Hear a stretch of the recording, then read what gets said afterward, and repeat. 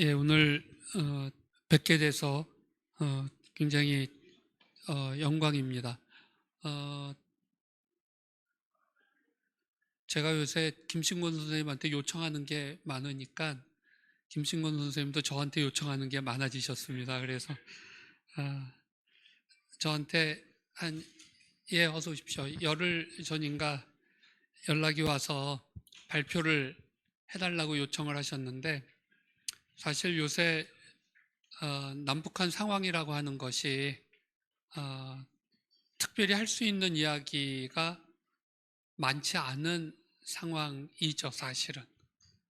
어, 물론 국제 정치 하시는 분들에게는 요새가 굉장히 할 이야기가 많은 시대로 들어서고 있지만,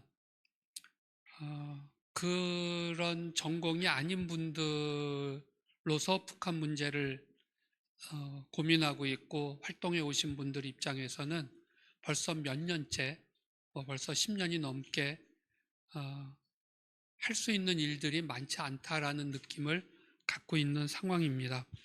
근데 이런 상황 속에서 제가 오늘 정말 이 영역에 굉장히 전문가시고 또 헌신적으로 일하고 계신 분들 앞에서 무슨 얘기를 해야 되나 하는 것이 사실은 조금 고민이었습니다. 그러다가 그냥 최근에 제가 그냥 몇 군데에서 이야기 나눴던 내용을 그냥 여러분들하고도 같이 이야기를 나누고 여러 선생님들의 또 피드백과 또 우리가 함께 좀 이야기 나누는 시간을 갖는 게 좋을 것 같다. 이런 생각을 했습니다. 아시는 것처럼 2023년 말에 김정은이 남북은 더 이상 동족이 아닌 제1적국, 적대적 두 국가다. 그리고 통일은 영원히 안 된다라는 영원이란 단어를 사용을 했어요. 사실 영원이라는 단어는 인간이 사용할 수 있는 단어가 아니죠. 그런데 그 단어를 선택해서 말할 수 있다는 거는 김정은의 자의식이 자기를 인간이 아닌 더 높은 레벨의 무언가로 생각하고 있는 것을 보여준 전형적인 단어 선택이다라고 저는 그 당시 느꼈습니다. 그런 가운데 아시는 것처럼 우크라이나에 군을 파병하는 일이 발생을 했고, 처음에는 600명이 죽었다라는 보고가 올라왔었지만은 사실 그 후에는 2,000명이 사망했다라고 하는 이야기가 나오는 등 여러 가지 왔다 갔다 하는데, 보통 전쟁에서는 사망자 대 부상자의 비율을 1대 3에서 1대 4 정도로 보는 걸 기본으로 한다면 북한은 지금 상당히 많은 군인이 죽은 걸로 그렇게 예상을 할 수 있죠. 그 죽은 군인들의 시신이 북한으로 들어오기 시작하게 되었고, 이번에 큰 행사를 치를 때 보면은 군 장교들을 가족들을 불러서 이제 그 행사를 치른 거고 병사들의 행사는 아니었습니다. 그러면서 그야말로 많은 북한의 젊은이들이 죽은 그러한 상황에 들어가 있었고, 그리고 이 전사자 관에 김정은이 직접 인공기를 덮는, 그리고 울먹이면서 연설을 하는 이러한 모습들을 보여주었습니다. 그러다가 어저께 전승일 행사를 위해서 평양을 기차로 출발하기 직전에 방송에 나왔던 것처럼 미사일 연구소에 가서 ICBM급의 거대한 미사일 제작을 한번 전 세계에 노출시키는 일을 하고 그리고 베이징에 들어갔죠. 그리고 여러분들 다 뉴스에서 보신 것처럼 그 뒤에 김주애가 저렇게 서 있었습니다.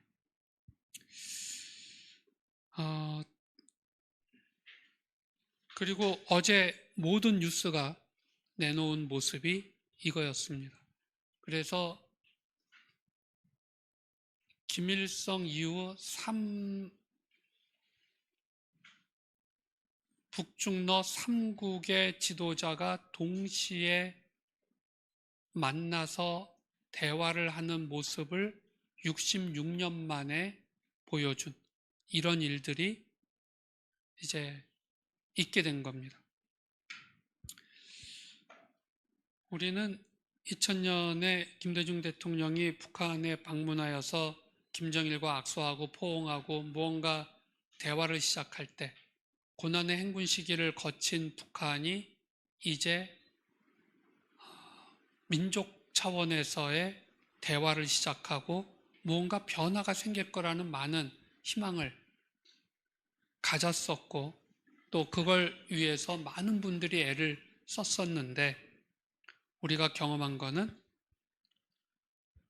결국은 핵을 갖게 되니까는 저런 상황들, 저런 그림이 그려지는 거구나 하는 우리들의 일종의 김정은은 영원히 통일은 안 될 거라고 선언을 이미 해놨고 일종의 실망 그리고 많은 대한민국 국민들 특별히 젊은 세대들은 통일은 이제 우리가 원하고 원치 않고의 문제가 아니라 그 자체가 불가능한 그러니까 이제는 통일 얘기는 굳이 안 해도 되는 일종의 포기 상태에 들어간 측면이 있는 것 같고 사실은 어떤 의미에서 보면 북한과 같이 최악의 인권적 상황을 만들어서 주민들을 그렇게 극단적으로 고통스럽게 여러 차원에서의 고통을 만들어 놓고 저렇게 살다 저렇게 늙어 죽고 병들어 죽게끔 만드는 저 국가 우리 이신화 교수님도 여기 계시지만 북한의 인권이라고 하는 차원을 생각해 보면 김정은이 지금 저렇게 돌아다니고 저렇게 앞에 가서 국제무대에 등장한다는 자체가 저희로서는 실망과 포기를 넘어서 분노하는 마음을 일편에는 가질 수밖에 없는 이런 상황들이 지금 요 며칠 사이에 벌어진 상황이죠. 이게 분노라고 하는 것이 북한만 쳐다봐서 분노가 아니고 지금 최근 몇 개월 동안에는 남한 상황에 대해서도 저희가 뉴스 보는 게 분노의 시간이 될 수밖에 없는 일련의 시간들을 보내왔고 지금도 보내고 있는데 그러면서 저는 요새 분노라는 거에 대한 생각을 좀 많이 합니다.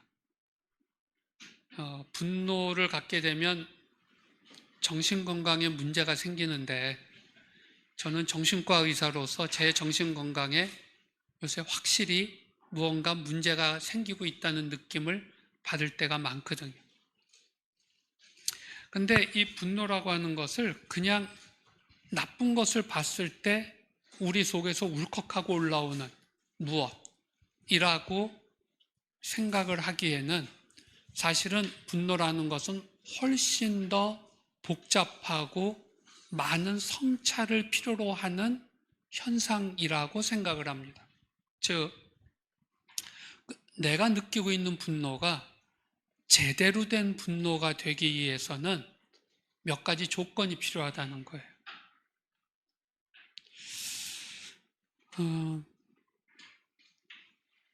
오늘 제가 화해와 평화에 대한 말씀을 드리겠다고 말씀드렸는데 요새와 같은 전 세계 상황과 남북 상황을 갖다 놓고 화해와 평화라는 단어를 쓰는 거는 소위 말해서 사회과학적 개념으로는 꺼낼 수 없는 단어들입니다.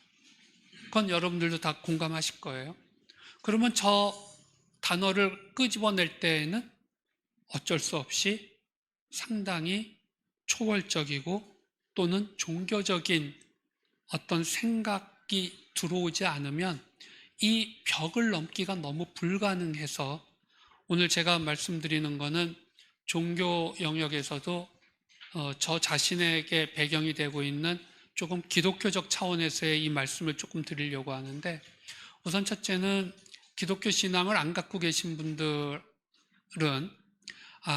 이런 주제를 기독교적으로는 저렇게도 보는 시각이 있구나 라는 식으로 봐주셨으면 좋겠고, 기독교 신앙을 갖고 계신 분들은 우리가 갖고 있는 신앙이라는 것이 저런 식으로 북한 문제와 평화의 문제를 볼 수도 있는 거였구나 라는 식으로 좀 봐주시면 좋을 것 같아서, 이거는 무슨 절대적인 이야기가 아니라 그냥 요새 제가 고민하고 있고 제가 좀 다니면서 많은 분들과 조금 대화를 나누면서 여러 가지 논의를 하는 거다, 이 정도로 이해해 주시면 좋을 것 같습니다. 분노면 분노지 제대로 된 분노가 세상에 어딨냐? 아니요. 분노도 종류가 많습니다. 예를 들면 사람이 꽉 찬 전철을 타고 있다가 누가 내 발을 콱 밟는 순간이 생기면 우리 마음속에서 울컥하고 올라오는 건 분노죠. 화가 나는 거예요. 근데 그 순간에 그 밟은 사람이 죄송합니다 이거 라고 이야기를 하면 그래, 기분은 나쁘지만 내가 참는다, 이렇게 되는 거죠. 그런데 내가 밟아서 아야 라고 했더니 그 밟은 사람이 아니 이렇게 꽉 찬 전철에서 발 좀 밟혔다고 뭐 그렇게 호들갑이냐, 그러기 싫으면은 전철 안 타면 되는 거야, 이제 이렇게 나왔다고 치면 오케이, 잠깐 요 다음 역에서 한번 내리시죠. 그래서 역에서 내린 다음에 따라 내려서 내 발을 밟은 그 발을 도끼로 쳐서 한쪽 다리 잘라낸다. 그러면 어떻게 되는 거죠? 분노는 분노인데 이거는 컨트롤되지 않은 분노에 문제가 생긴 겁니다. 사실 상대방이 어떤 반응을 보인다 할지라도 그래, 이 복잡한 전철하에서 밟힐 수도 있는 거다. 설사 밟은 사람이 저런 식의 언행을 한다 할지라도 그건 내가 참아주는 게 이 상황에서는 적절하다. 예를 들면 이런 식의 어떤 이 조절이 필요한 것, 예를 들면 이런 것들을 우리가 분노는 분노인데 제대로 된 분노가 되기 위한 노력을 하는 과정인 거죠. 근데 제일 큰 문제는 분노에 대한 냉소적 포기와 무관심을 넘어서야 된다는 겁니다. 특별히 지금 북한 문제와 같은 것을 볼 때 통일의 가장 큰 장애물은요, 북한 주민들의 고통에 대한 포기와 무관심으로 넘어가는 것이, 이것이 제가 볼 때는 제일 큰 문제다. 그래, 김정은이 저렇게 환하게 웃고 다닐수록 북한의 체제는 변화될 수가 없고 북한의 주민들은 계속 저렇게 살아야 되는데 그들은 그들이 알아서 사는 거다. 그러다가 무슨 일을 겪어도 다 지들 책임이지. 우리도 민주화하려고 그 고생했어. 그리고 왜 내가 저 사람들의 고통에 대해서 내가 걱정하고 내가 상관하고 또는 내가 그 짐을 져야 되는가?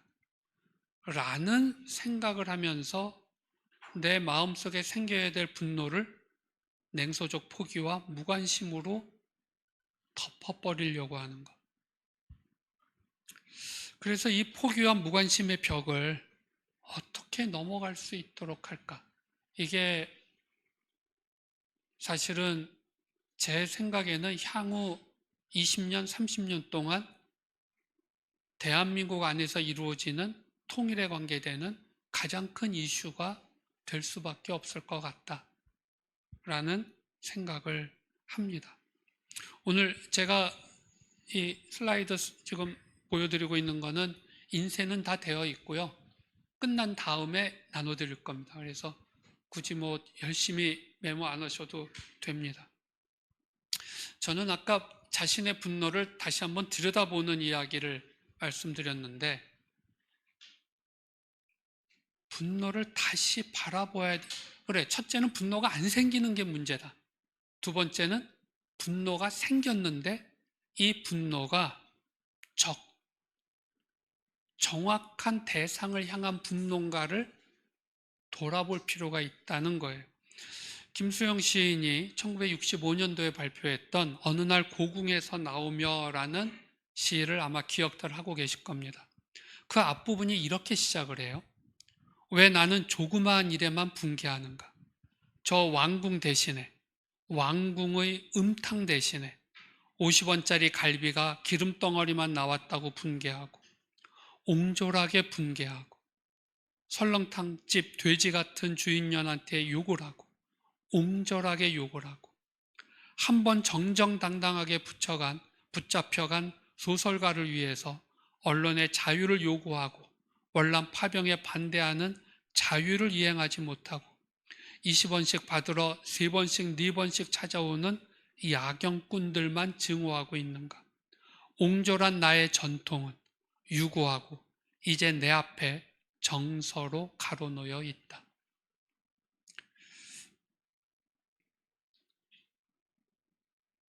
1965년이 월남 파병 문제와 언론 탄압 문제가 심각했던 때라 동아일보 신춘문예에 당선되었, 65년도 당선되었나요? 64년에 임헌영이라고 하는 작가가 그때 언론 자유에 관계되는 선언하는데 연루가 됐다가 체포당해서 문인들이 굉장히 흥분했던 이런 일련의 사건이 그 시대에 있었습니다.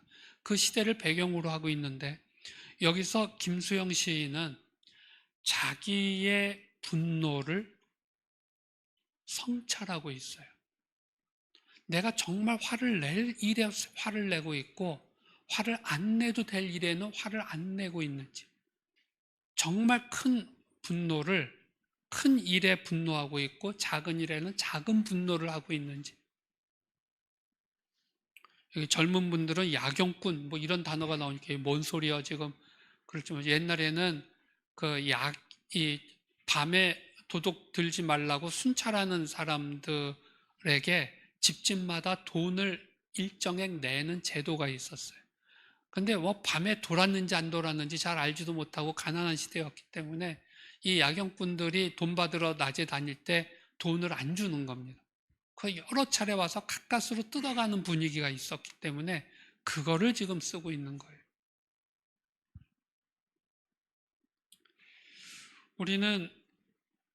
우리가 정말 화를 낼 일에는 화를 내지 못하고 있고, 화를 적게 내거나 그냥 넘어가도 될 일에 대해서는 아주 마치 큰 의분을 느끼는 것처럼 호들갑을 떨고 있는 건 아닌가 라고 하는 매우 자기 성찰적 노력을 스스로에게 부여할 필요가 있다는 겁니다.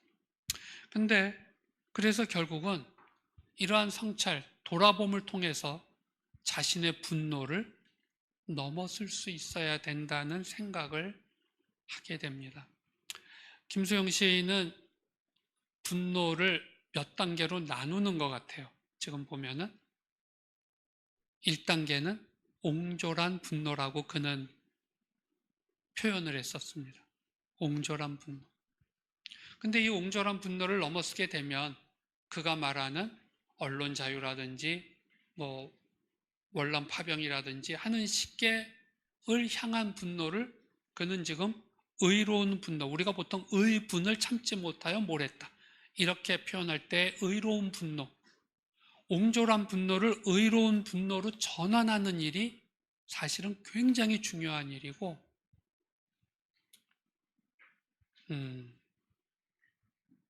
역사가 잘못된 방향으로 가려고 하는 순간에 의로운 분노를 느낀 사람들의 헌신과 희생 때문에 역사가 제자리를 잡아가는 일이 인류 역사, 한국사를 통해서 끊임없이 있어 왔죠. 근데 저는 오늘 옹졸한 분노를 넘어서는 의로운 분노를 이 자체도 매우 소중하고 중요하고 우리가 이 분노를 가져야 하지만 저는 의로운 분노로 충분할까? 라는 약간의 의문을 갖고 오늘 여러분들과 같이 시간을 갖는 겁니다. 그럼 의로운 분노를 넘었으면 무슨 일이 벌어져야 되는 걸까? 저는 그거를 거룩한 분노라는 용어로 사용하면 어떨까라는 생각을 해봤습니다. 거룩한 분노? 이게 뭔 소리지? 이게 뭐 뜨거운 얼음 뭐 이런 식으로 모순 어법을 사용한 단어라고까지 느낄 만한 말이긴 한데 제가 생각할 때 이 거룩한 분노라고 하는 거는요 몇 가지 특징을 한 세 가지 특징을 갖고 있는 분노가 되면 의로운 분노가 거룩한 분노로 바뀌어가지 않을까 하는 생각을 해봅니다. 첫 번째는 의로운 분노는 눈앞에 벌어지는 악한 사건과 그것을 행하는 악인에 대하여 분노를 하는 분노입니다. 그러나 거룩한 분노는 그런 악한 사건과 악한 인간을 만들어내는 그 근본 바탕의 악 자체에 대한 분노를 하는 겁니다. 저건 또 뭔 소린가? 이렇게 아마 좀 혼란스러우실 수도 얼마든지 있습니다.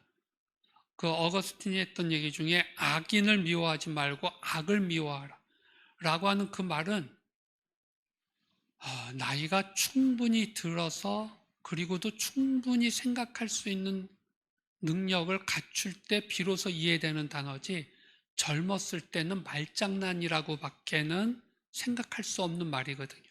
저도 그 비슷한 이야기를 여기서 하고 있는 건데 좀 더 많은 생각을 하게 되고 좀 더 많은 사상가들과 종교적 성찰을 했던 사람들의 글들을 읽어 나가다 보면 이게 악인을 증오한다는 것과 악을 증오하는 것은 무언가 구분되는 포인트가 있다. 우리가 북한을 증오하는 데 있어서 김정은이라는 한 인간을 증오하고 그 주변에서 특권을 누리고 있는 그 몇몇 사람들에 대한 우리들의 증오는 의로운 증오가 될 수 있어요. 뭐 누가 어떻게 먹고 살던 신경도 안 써라는 그리고 다른 일 갖고 그야말로 별거 아닌 일에 옹졸한 분노를 하고 있는 분들에 비하면 김정은에 대해서 분노하는 건 대단한 일이고 매우 훌륭한 일입니다.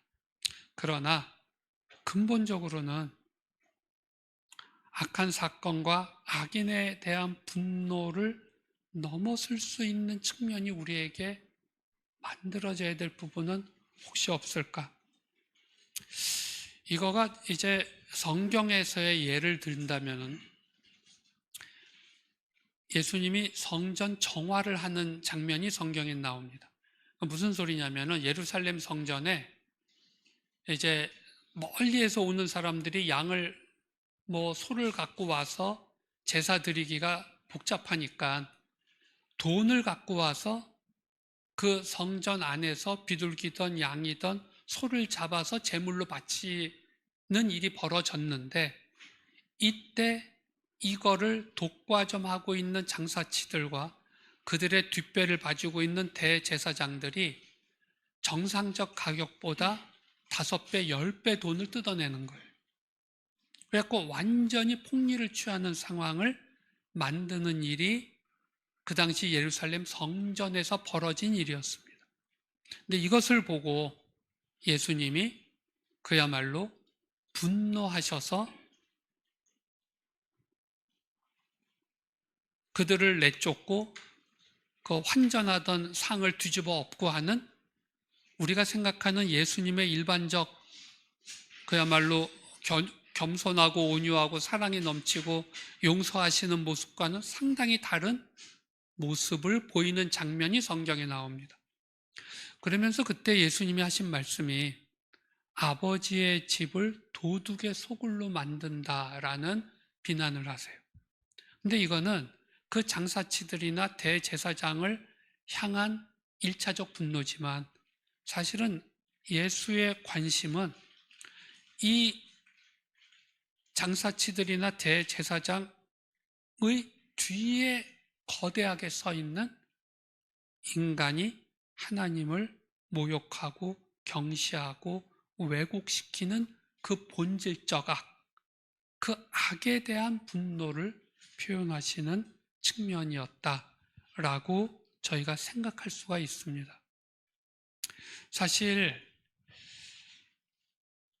북한뿐만 아니라 지금 러시아에서 벌어지고 있는 일들, 중국에서 벌어지고 있는 일들, 나치 정권 하에서 벌어졌던 일들, 스탈린 때 벌어졌던 일들, 저희들이 다 생각할 때 저것이 단순히 그 개개인의 악이라고 생각하기보다는 인간의 본질을 점령하고 있는 악의 모습을 우리는 느낄 수 있어야 된다고 저는 생각을 해요.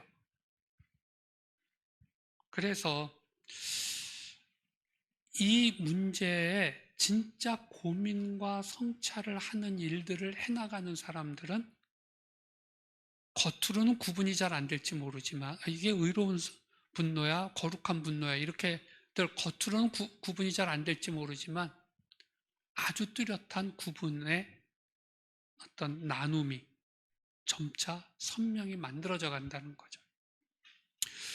두 번째로 이 거룩한 분노의 특징은 타인의 악에 대해서만 분노하고 경계하는 게 아니라 자신의 악에 대해서도 분노하고 경계하는 특성을 가집니다. 우리가 물론 여러 가지 속사정이 있다는 건 우리가 일정 부분 알고도 있고 이해하지만 어찌되었던 푸틴이 그런 식으로 우크라이나를 가서 때리고 수없이 많은 민간인들을 죽이고 있고 그리고 지금은 영토를 요청하고 있고 하는 이 일련의 과정을 보면서 우리는 분노합니다. 그러나 나는 내가 살고 있는 영역 안에서 나 자신이 작은 푸틴처럼 행동하고 있는 것은 없는가? 이거를 돌아보는 것이 필요하다는 거예요. 어제의 타인의 악, 이것이 오늘의 나의 악이 될 수 있다. 우리가 8시 뉴스, 9시 뉴스 볼 때마다 늘 빠지지 않고 등장하는 주인공은 바뀌어도 일정한 패턴의 아이템이 하나 있죠. 그거는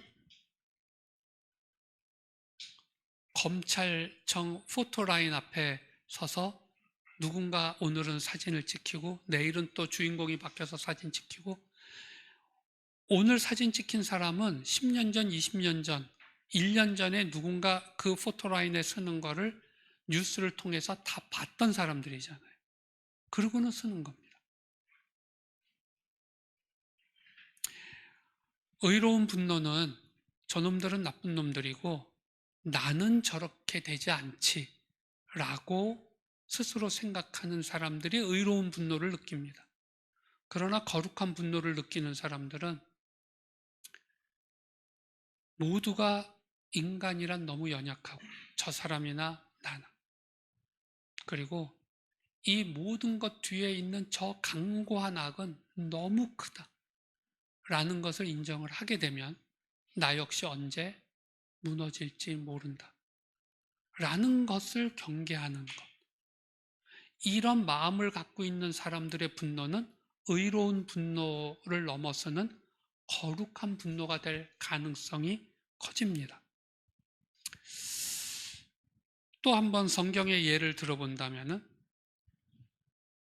예수님이 사람들을 가르치고 있는데 느닷없이 가늠하다 현장에서 잡힌 여자를 유대인들이 막 씩씩거리고 끌고 왔어요. 그 예수님 앞에 갖다 놓고 모세의 율법은 이런 여자를 돌로 쳐 죽이리라고 했는데 어떻게 할까요? 라고 물어봅니다. 사실 로마의 식민지에 있었던 이스라엘 사람들은 누가 누구를 죽일 수 있는 사형 선고를 하는 것이 불법이었습니다. 그래서 이제 그런 식으로 상황을 끌어간 거는 예수님을 반로마 일종의 법률 위반으로 만들려고 하는, 그래서 죽이라고 그러면은 로마한테 걸리는 거고 죽이지 말라고 그러면은 모세 율법을 어기는 일이 발생을 하는, 그러니까 어느 쪽으로 대답을 하든 이거는 걸리게끔 되어 있다라고 속으로들 완전한 기획 작품처럼 갖고 온 거였습니다. 근데 여러분들 아시는 것처럼 예수님이 그 상황에서 뭐라고 얘기를 하셨냐면 너희 중에 죄 없는 자가 먼저 돌을 치라, 이런 얘기를 하시고 또 이제 땅바닥에다가 뭘 쓰셨는지 그렸는지 뭐 이렇게 됐어요. 유대인 남자들은 타인에 대해서 의로운 분노를 가졌던 겁니다. 그러나 예수님은 그들에게 너 자신의 악을 보라고 말씀하신 겁니다. 우리는 남한과 북한은 이제 경제력이 50배 차이 나는 것뿐만 아니라 국민의 의식, 사회의 선진화된 정도, 문화, 사회 체제 이런 데서 50배가 아니라 5000배의 차이가 나는, 남한과 북한은 정말 차이가 너무 큰, 도저히 하나로 통합시키기가 불가능한 사회가 되었다고 그동안 믿고 살아왔어요. 그런데 그야말로 지난 일정한 기간 동안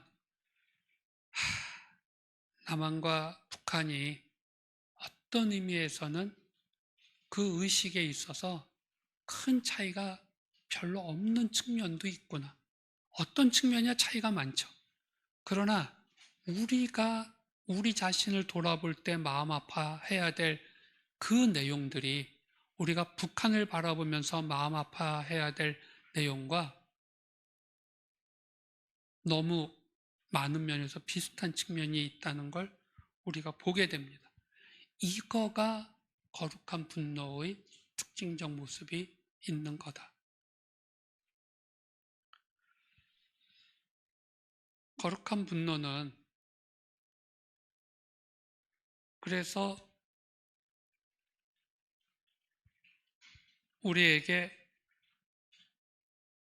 악인이 아닌 악을, 타인의 악이 아닌 나의 악을 돌아보게 하는, 이러한 노력을 하는 사람들이 갖게 되는 분노는 의로운 분노를 넘어서서 거룩한 분노로 바뀐다. 이런 말씀을 제가 좀 드렸는데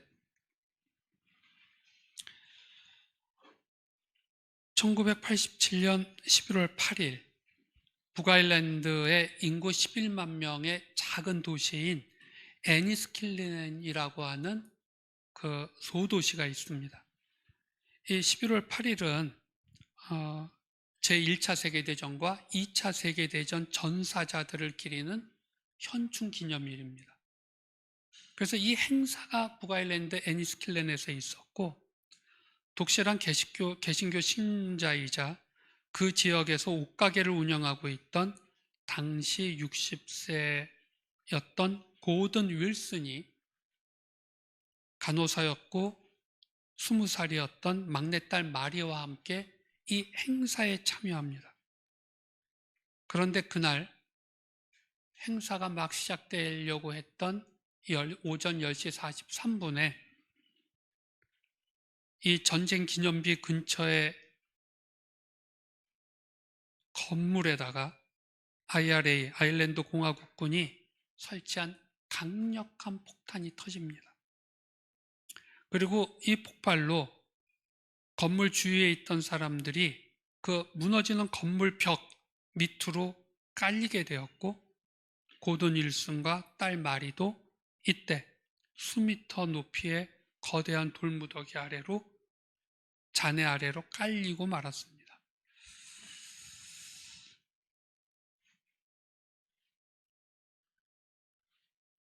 어둠 속에서 고든은 의식은 잃지 않았고, 그러나 한쪽 어깨가 탈구되는 상태에서 큰 고통을 느끼고 있었는데, 어둠 속에서 옆에 손이 더듬거리면서 와서 자기 손을 붙잡는 걸 느꼈어요.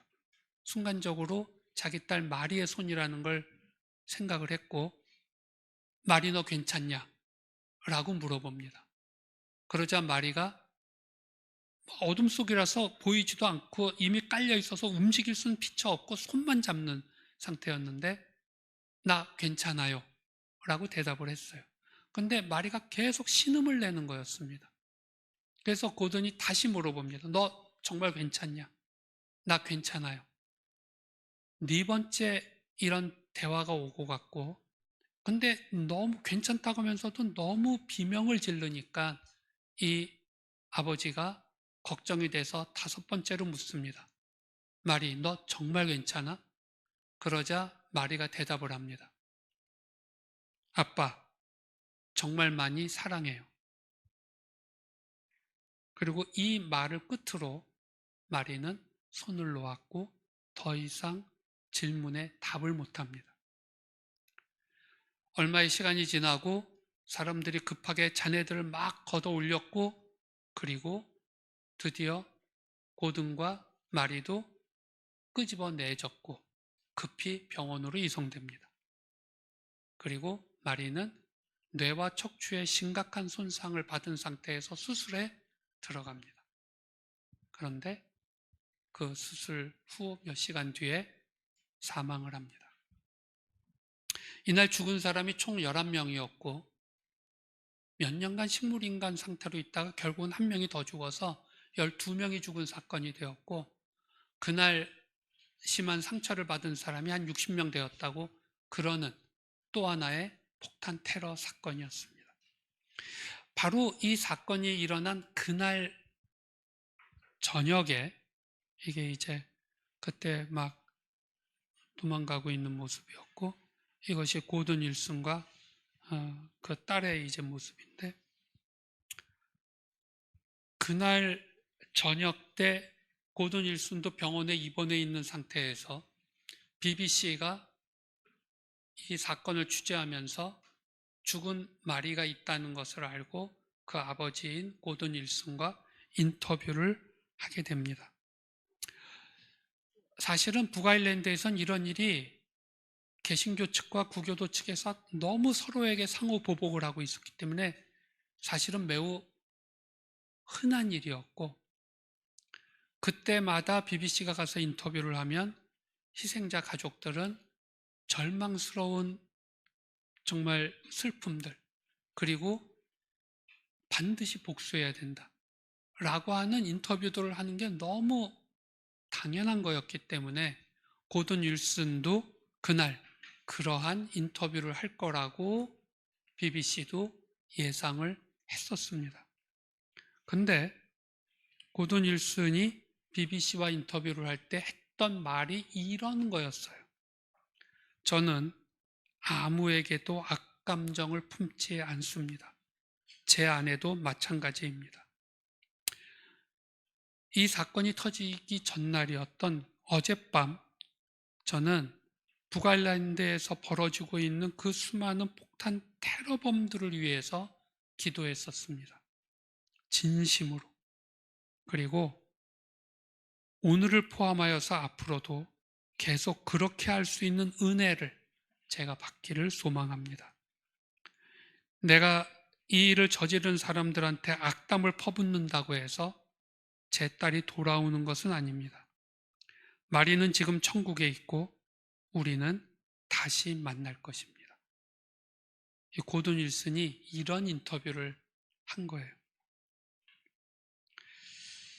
이것이 방송이 되면서 북아일랜드와 전 세계에 큰 충격과 울림을 주었습니다. 저는 고든이 이런 말을 한 것에 대해서 생각을 합니다. 지금 여기 보시는 요 동상 이게 이제 1차, 2차 세계대전 전몰 병사 기념탑이고 요 앞에서 행사를 하고 모였다가 이제 터진 건데, 저는 고든이 당시 북아일랜드가 가지고 있던 그 복잡한 긴 역사적, 정치적, 사회적 상황과 그동안 있었던 신교도들과 구교도들의 서로에 대한 폭력, 그에 이은 잔혹한 보복의 꼬리 물기를 충분히 이해하고 인정하고 있었다고 생각합니다. 그러기에 그런 폭탄을 폭파시켜 자신의 딸을 죽인 그 IRA에 대한 분노와 증오가 있다 할지라도 그것이 그들에 대한 더 큰 응징을 외쳐서 해결될 문제가 아님을 그는 깊이 생각하였다고 저는 봅니다. 당시 북아일랜드가 가지고 있었던 이 거대한 구조적 문제를 더 이상 근본적인 악의 문제로 바라보고 해결하지 않고 테러 사건 저지른 그 놈들, 그 악당들을 쳐다보고 뭔가 일을 하려고 한다면 북아일랜드의 이 문제를 해결할 수 있는 근본적인 화해의 길, 근본적인 평화의 길, 근본적인 용서의 메시지가 불가능한 상황이라는 것을 봤다고 저는 생각을 해요. 그런 의미에서 이 거룩한 분노라고 하는 것은 세 번째 특징을 가져야 되는데, 그거는 거룩한 분노는 거룩한 행동을 갖고 있을 때에만 그 모습이 비로소 드러난다. 수십 년간 이어왔던 폭탄 테러의 피해 악순환을 바라보면서 고든은 처음으로 자기가 이 문제 앞에 나는 본질에 대한 문제를 다뤄보겠다라고 홀로 일어선 거였어요. 고든은 의로운 분노를 거룩한 분노로 전환시킨 사람이었습니다. 그는 악인을 본 것이 아니라 악을 본 사람이었고, 악인과 싸우는 것이 아니라 악과 싸우기를 선택한 사람이었습니다.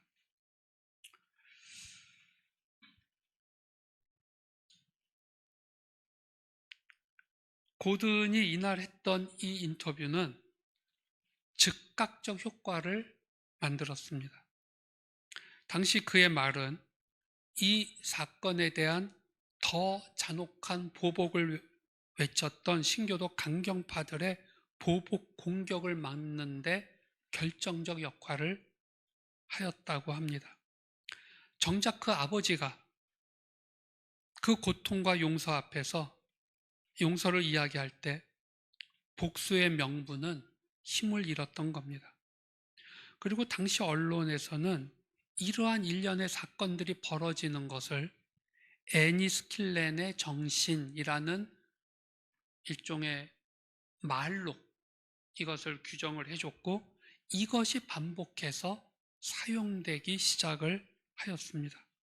이것은 증오를 넘어선 화해와 평화의 정신을 의미하였고, 향후 북아일랜드 평화 프로세스에 아주 중요한 도덕적이고 행동적인 기반이 됩니다.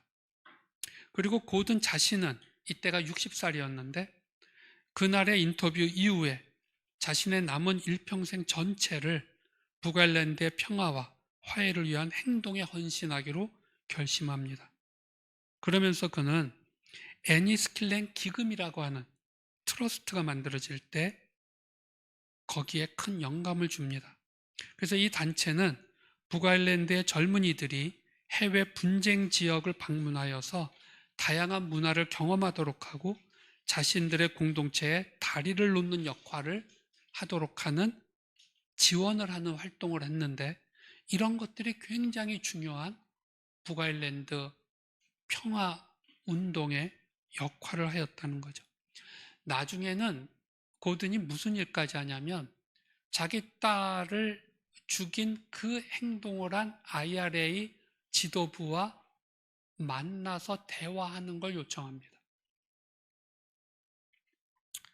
그래서 직접 만나 대화를 시도하기도 했는데 폭력을 멈추라는 그 메시지를 직접 얘기하겠다고 나섰던 거예요. 물론 그 대화는 성공하지 못했고 그 후에도 폭력은 계속 이어는 졌지만 그는 이 일련의 과정을 통해서 북아일랜드의 평화와 화해의 상징적 인물이 되었습니다. 그래서 이 사고가 나온 지 7년 뒤인 1993년 그의 평화에 대한 헌신을 높게 평가한 카톨릭 국가인 아일랜드 공화국, 그러니까 북아일랜드의 바로 아래쪽에 있는 아일랜드 공화국 대통령은 자신이 지명할 수 있는 11명의 상원의원 중 한 명으로 그를 지명합니다. 그는 영국 국적이고 북아일랜드 출신이고 더군다나 신교도인데 이거는 고든에게 아주 파격적인 제안이었고 고든은 평화활동을 위해서 이 직책을 수락합니다. 그리고 아일랜드 상원의원으로서의 북아일랜드 사태 해결을 위해서 최선을 다합니다. 그러다가 2년 뒤인 1995년 그는 심장마비로 사망을 합니다. 그러나 그가 죽고 나서 3년 뒤인 1998년 4월 10일 마침내 신교도와 구교도 사이에 평화협정, 우리가 보통 말하는 성금요일 협정이 이루어짐으로써 수백 년을 이어서 왔었던 폭력적 갈등이 비로소 그 종말을 맞이하게 됩니다. 그리고 이런 결과를 만드는 데 있어서 고든은 분명한 발자국을 남긴 사람이 되었습니다. 고든 윌슨의 삶은 가장 깊은 개인적 고통과 분노가 어떻게 가장 위대한 사랑과 용서의 활동으로 승화될 수 있는지를 보여주는 역사적인 증거입니다. 그의 용기 있는 선택은 한 개인의 비극을 넘어 분열과 증오로 얼룩진 사회 전체의 치유와 화해의 길을 제시한 위대한 유산으로 남았습니다. 실제로 이러한 거룩한 분노를 갖는다 할지라도 이것이 힘겹지만 용기 있는 거룩한 행동들로 옮겨져야지만 역사는 힘겹게 한 발자국을 더 앞으로 나아간다는 거예요. 지금 한반도의 통일을 절망스럽게 만드는 것은 김정은과 북한 핵과 그야말로 세뇌되어서 순응하고 있는 북한 주민들보다도 냉소적이고 포기하고 옹졸한 분노에 가득 차서 아이 낳는 것이 불가능하다고 피차 생각하는 사회를 만들어 놓은 남한, 자살률이 압도적으로 전 세계 1위인 남한, 이 남한이 사실은 통일의 가장 큰 장애가 되고 있다라는 생각을 우리가 더 많이 합니다. 이 옹졸한 분노에 잡혀 있고 왜곡된 의로운 분노에 잡혀 있으면 용서라는 단어가 불가능합니다. 그리고 남북한은 어떤 형태로든 간에 이 용서라는 문제 앞에 서야만 합니다. 그거는 신교도와 구교도가 그렇게 서로 증오하고 보복했던 북아일랜드와 너무 똑같은 거예요. 그래서 한반도에서의 화해와 평화의 길이라고 하는 걸 오늘 저는 제목으로 얘기는 내놨는데 저에게도 이것이 궁금하고 어렵게 느껴집니다. 그런데 북한이 변하기에 앞서서 남한의 변화가 먼저이다라는 생각을 해야 돼요. 북한이 뭘 보고 변화할까요? 아, 우리도 저렇게 돼야 되는 거구나 라는 그 생각을 무엇 보고 하게 될까요? 뭐 덴마크? 아니면 북아일랜드, 남아공, 루안다? 그 사례 갖고 북한 분들을 설득할 수 있을까요?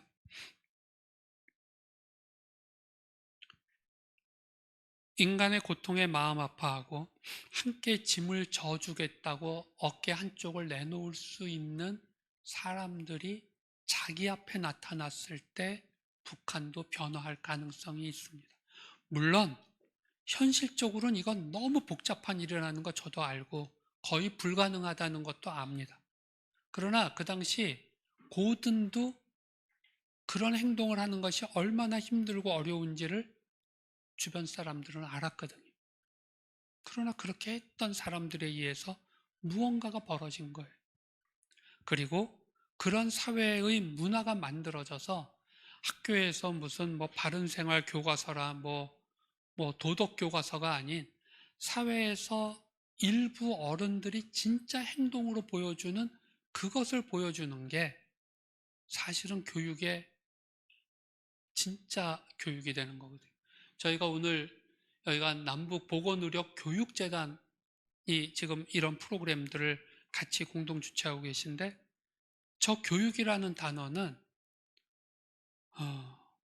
예를 들면 제가 오늘 여러분들한테 이런 말씀을 드려서 이루어지는 게 아니잖아요. 이거는 정말 고등과 같은 용기 있는 행동을 하는 사람들에 의해서 시작되거든요.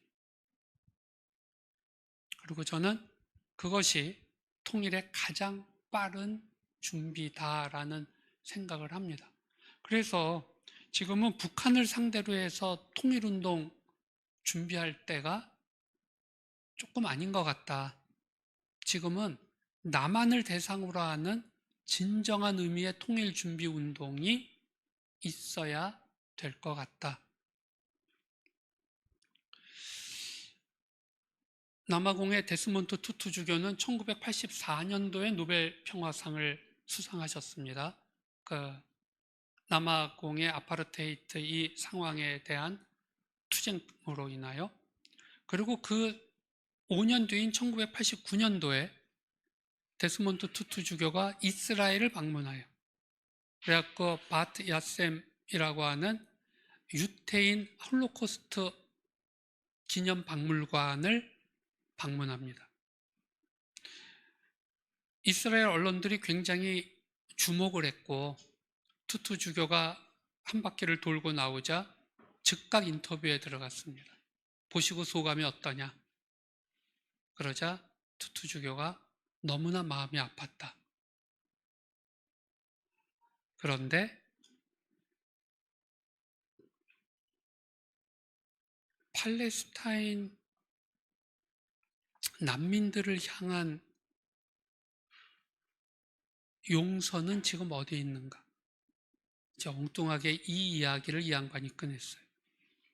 그러자 그 인터뷰 자리에서도 다 소리 지르고 난리가 났고 그 다음 날에는 그가 묵었던 그 성공의 큰 성공회가 있는데 그 성공의 큰 벽에다가 투투는 검은 나치 돼지다 라고 하는 비방 플랜카드가 거대하게 붙었었습니다. 그리고 투투 주교는 마치 도망가듯이 예루살렘을 떠나야만 했어요. 그리고 나서 10년이 지났습니다. 1999년도에 투투 주교가 다시 예루살렘을 방문합니다.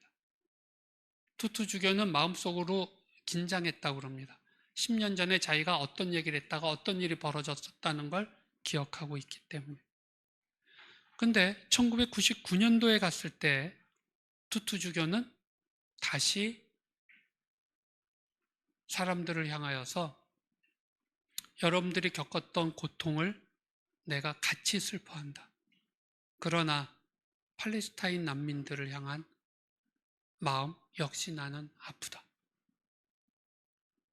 근데 10년 전에는 그렇게 소리 질러대고 난리를 쳤던 사람들이 너무나 진지하게 조용히 경청을 했다는 거예요.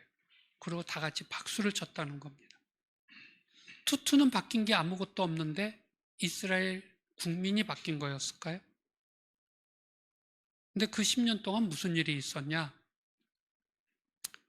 남아공이 드디어 넬슨 만델라가 석방되었고 선거를 통해서 대통령에 취임을 하였고 흑인 정권이 들어왔고 그리고는 진실과 화해위원회가 구성이 돼서 백인들이 정말 우리가 상상할 수 없는 잔혹한 짓을 했거든요. 우리 일제시대 때 겪었던 일들하고는 이 차원이 다른 악행들이 너무나 많았던 그 상황의 일들을 진실을 밝히고 하는 이 과정에 투투 주교가 위원장 역할을 했어요.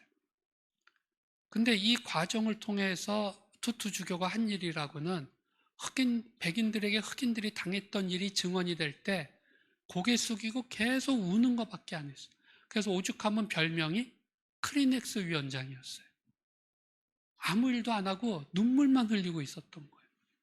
근데 이것이 남아공이 모든 부의 80%를 갖고 있던 백인들이 남아공을 탈출해서 나가서 국가 경제가 붕괴되는 것을 막는 일을 합니다.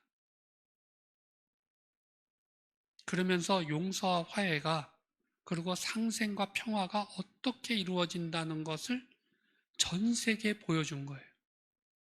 그 일을 했던 투투 주교가 이스라엘에 10년 만에 다시 돌아온 겁니다.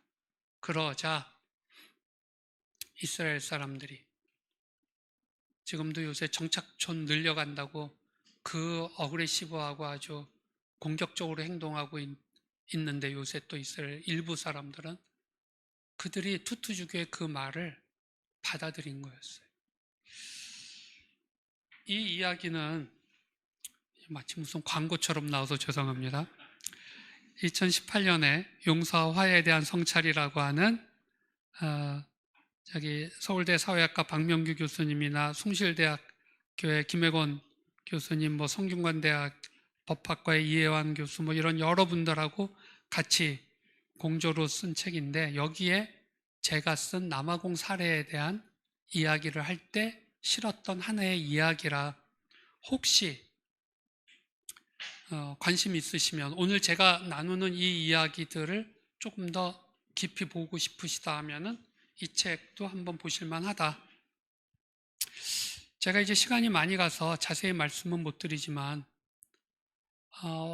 화해와 평화를 향하는 길에 있어서 이 평화를 만드는 사람들, 이번에 이재명 대통령이 트럼프한테 네가 피스메이커 해라, 나는 페이스메이커 할게 라는 그 아주 유명한 표현을 했는데 이 평화를 만드는 사람들의 7가지 특징을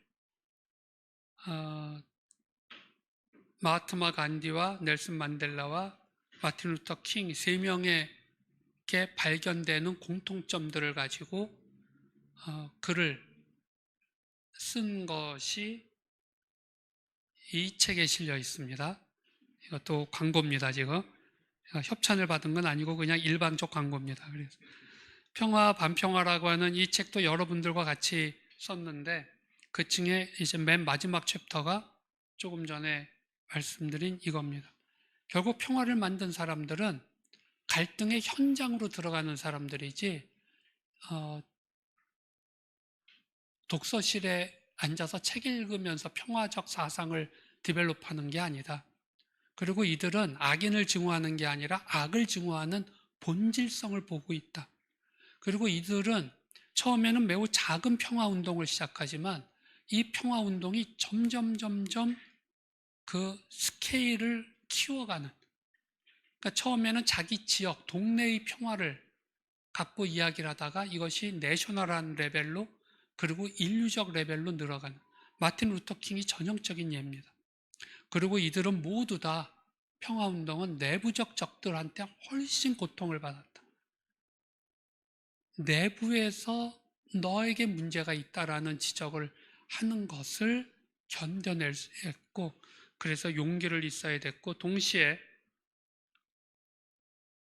자기만이 옳고 타인은 틀린다라고 하는 식의 그런 폐쇄성을 갖지 않은 개방성의 사람들이었고, 자기들이 유명해지고 위대하다고 떠받쳐질수록 자기가 얼마나 형편없는 인간인가를 늘 의식하면서 그거를 불안해했던 공통점들을 갖고 있다. 예를 들면 뭐 이런 것들을 제가 조금 정리한 내용이 있습니다. 오늘 지금 출간된 지 2주 된 책이 한 권 있습니다. 이게 한울에서 나온 한반도의 기억이라고 하는 전순영 박사가 쓴 책인데, 저희가 한 지금 10년간 계속해서 이런 갈등, 트라우마 극복, 화해, 평화에 대한 것을 계속 대학원 수업을 한 20학기 정도 했나요? 제가 이제 올해가 저의 마지막 학기라 이제 저는 내년 2월에 정년 퇴임을 할 예정인데, 그동안 수업 시간에 다뤘던 많은 주제들을 이번에 한 권의 책으로 사실은 잘 정리가 돼서 이거는 뭐 아주 제가 볼 자신 있게 추천할 만한 책이라 여러분들이 이러한 주제를 고민하신다면 한번 읽어보시기를 원한다 생각을 합니다. 요새 뭐 빌보드 차트에 뭐 계속 지금 3주째, 4주째 1위 하고 있다. 뭐 정말 이제는 한국의 K 문화가 어마어마한 수준에서 어마어마한 힘을 발휘하고 있는 것 같아요. 저도 올해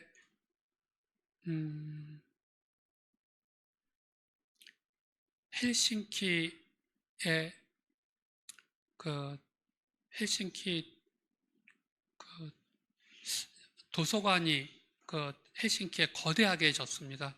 아주 세계적인 도서관을 하나 졌는데, 그 도서관에 중학교에서 고등학교 주로 여학생들이 그 거대한 광장 앞에 모여서 책을 읽는 게 아니라 케이팝을 틀어놓고 차례차례 나오는 케이팝에 정확한 춤을 출 줄 아는 여자애들이 일제히 뛰어나가서 춤을 추고 다시 들어오면 다음 노래 나왔을 때 아는 애들이 또 일제히 나가 하는 그런 일종의 그 요새 전 세계적으로 열풍을 갖고 있는 그런 일종의 놀이가 있어요. 이거를 헬싱키에서 하고 있는 거를 제가 두 눈으로 보면서 한국인이 쓴 책을 읽는 학생들은 없는데 한국인들이 만든 음악을 갖고는 젊은 아이들이 저렇게 하고 있구나. 근데 이거는 똑같은 모습을 제가